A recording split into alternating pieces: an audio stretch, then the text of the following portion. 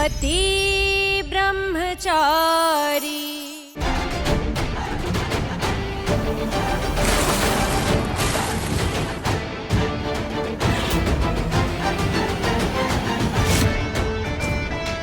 अब थोड़ी सी जलन तुम्हारी भी कम हुई होगी ना? कब से जले भुने जा रहे हो? सब समझ आ रहा है मुझे। तुमने जानबूझ के मिर्ची उड़ाई ना आदित्य को परेशान करने के लिए।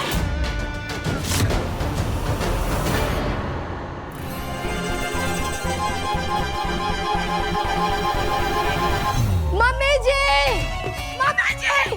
ये देखो, ये लोग अगले साल की होली अभी खेल रहे हैं।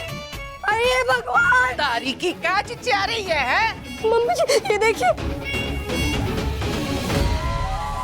हे कुंज बिहारी, मैं हारी, तुम दोनों का यही सब ड्रामा करना है तो घर के बाहर जाके करो, हैं? वहीं खेलना, होली दिवाली जो खेलना है। मुझे फ्री की नौकरानी समझ रखा है जो तुम लोगों की सेवा में दिन रात जुटी रहूं। जा पानी की बाल्टी और पोछा लेकर आ, सब साफ करिए।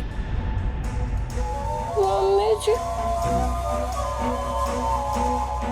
अच्छा, मुझे सिखाएगी? अरे ऐसी हालत में काम करना अच्छी बात होती है, समझी? बहाना बनाने की जरूरत नहीं है। चल तारीखी, चल। करे कोई और बोले कोई और।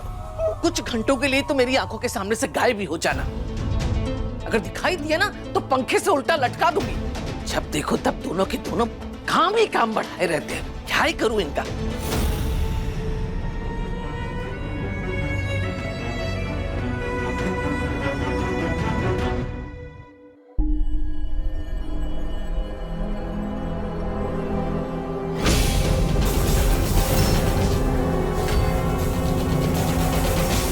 ओए, ये मेरी चादर है, इसे नहीं छुड़ा, समझ गया? चल जा। पता है सूरज, तेरी सबसे बड़ी प्रॉब्लम क्या है? तूने ना लाइफ में शुरू से ही वैल्यूएबल चीजों को छोड़कर बेकार की चीजों पे ध्यान दिया, तभी तो ईशा को डिवोर्स दे रहा है। एक्चुअली तो उसे डिजर्व नहीं करता और उसके लिए भी अच्छा है, वो भी आजाद होके जिएगी। एक बात बता, तू ब्रह्मचारी है ना? कोई बेवकूफ लड़की ही एक ब्रह्मचारी के पीछे अपना टाइम वेस्ट करेगी।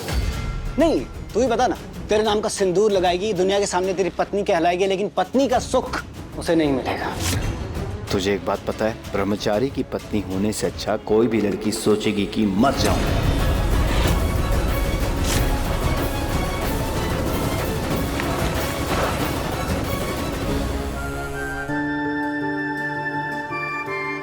तेरे नाम का सिंदूर लगाएगी, दुनिया के सामने तेरी पत्नी कहलाएगी, लेकिन पत्नी का सुख उसे नहीं मिलेगा। ब्रह्मचारी की पत्नी होने से अच्छा कोई भी लड़की सोचेगी कि मर जाऊं। तेरे नाम का सिंदूर लगाएगी, दुनिया के सामने तेरी पत्नी कहलाएगी, लेकिन पत्नी का सुख उसे नहीं मिलेगा। उसे नहीं मिलेगा। कोई बेवकूफ लड़की ही एक ब्रह्मचारी के पीछे अपना टाइम वेस्ट करे। ब्रह्मचारी की पत्नी होने से अच्छा कोई भी लड़की सोचेगी कि मर जाऊं, मर जाऊं।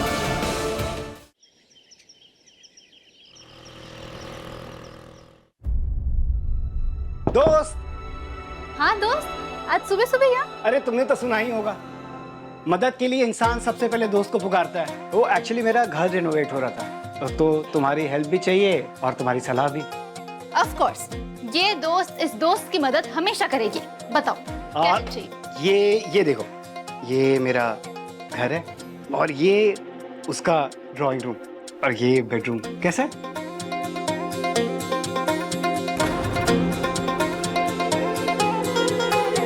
चाचा जी, आपके प्रॉब्लम का ना सॉलिड सॉल्यूशन है मेरे पास।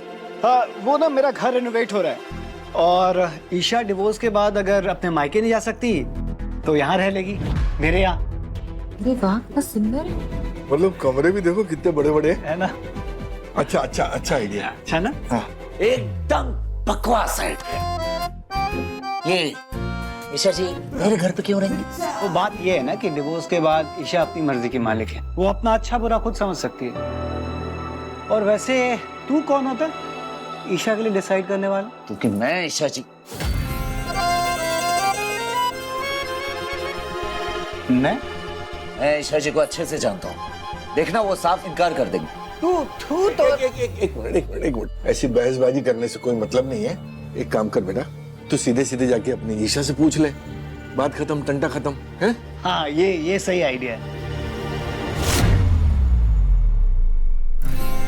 आदित्य, आपका घर तो काफी अच्छा है और कमरे भी कितने बड़े बड़े हैं। अच्छा तो है। अच्छा है ना? तो तुम ही बताओ, तुम्हारे इस ड्रेसिंग टेबल का सामान इस रूम के मॉडर्न ड्रेसिंग टेबल पे कैसा लगेगा? मेरा सामान इस रूम के ड्रेसिंग टेबल में मतलब? अरे मेरे पास एक ऑफर है, देखो बिना सुने मना मत करना, और अगर पसंद भी नहीं आए तो भी एक बार सोच लेना।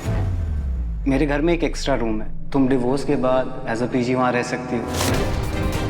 अगर मेरी पोस्टिंग यहाँ हुई तो मुझे कंपनी मिल जाएगी, अगर नहीं तो फिर मुझे वही रहना पड़ेगा, और उस केस में ये घर पूरा खाली रहेगा। तो क्यों ना तुम ही रह लो उसमें।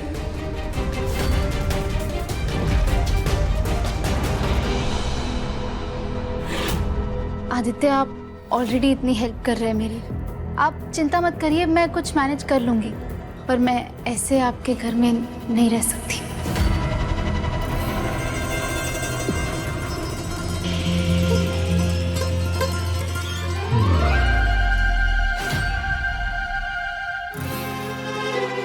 हेल्प ले नहीं सकती तो कर तो सकती हो। अब मेरी एक फीमेल फ्रेंड है, वो भी तुम्हारी तरह आईएएस की तैयारी कर रही है, उसे एक फीमेल फ्लैटमेट की जरूरत है, और तुम कहो तो हम आज ही चल के बात कर सकते हैं। और सुनो ना, रास्ते में वो 56 मार्केट मिलेगा, बहुत दिनों से बंटा नहीं पिया, पिएंगे मजा आ जाएगा। आप अपने उस दोस्त को यहाँ क्यों नहीं बुला लेते? अरे चली जा ना बेटा, चली जा, कम से कम इसी बहाने घर से बाहर तो निकलेगी ना। और नहीं तो क्या, पूरा टाइम घर पे ही रहती हो, बाहर निकलोगी तो मन बहलेगा, अच्छे से फ्रेश माइंड से पढ़ाई कर पाओगी तुम। वैसे भी ईशा, अब तुम्हारी लाइफ में ना बहुत सारा बदलाव आने वाला है, तो तुम्हें भी इस बदलाव के लिए तैयार होना होगा। इसीलिए जाओ और अपने फ्लैटमेट से मिलाओ। पर दीदी जाओ अरे ना। सुनो सुनो सुनो, वक्त किसी के लिए नहीं रुकता और मौका किसी की राह नहीं देखता। अब अगर ये मौका मिला है, लपक ले, वरना पता चला तू सोचती रह गई और उसने किसी और को फ्लैटमेट रख लिया। सोच क्या रही हो ईशा, जाओ ना, आदित्य भी साथ में है ना तुम्हारे। हाँ जा बेटा जा, मैं कह रहा हूँ ना जा। ठीक है।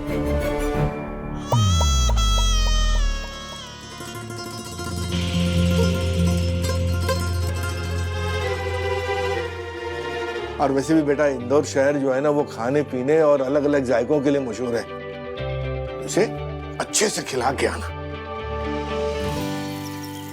खुशबू, आज मेरी बहुत ही इंपॉर्टेंट मीटिंग है और आज ही मोनिका की रिपोर्ट्स भी आने वाले हैं। आई होप हमारा बेबी ठीक हो। तुम मोनिका से बिना बोले उसके रिपोर्ट्स के फॉलो अप ले लेना प्लीज। किसकी रिपोर्ट का फॉलो अप?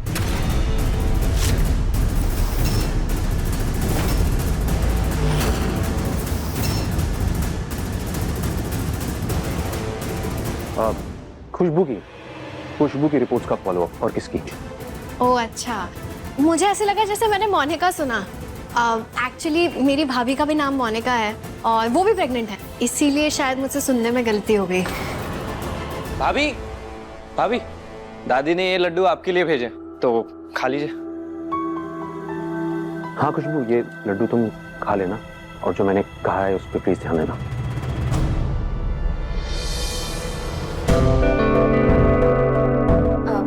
आरव भैया थैंक यू, लेकिन ये लड्डू आप रख दीजिए, मैं आके खा लूंगी, मुझे बाहर जाना है, मुझे कुछ काम है। ठीक है।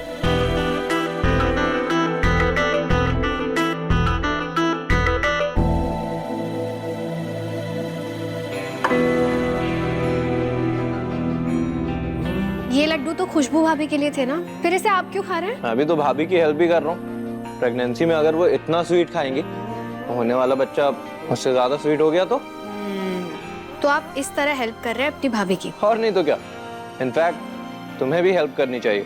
लो तुम भी टेस्ट करो। नहीं नहीं नहीं थैंक यू। तो मैं ऐसे नहीं खाओगी।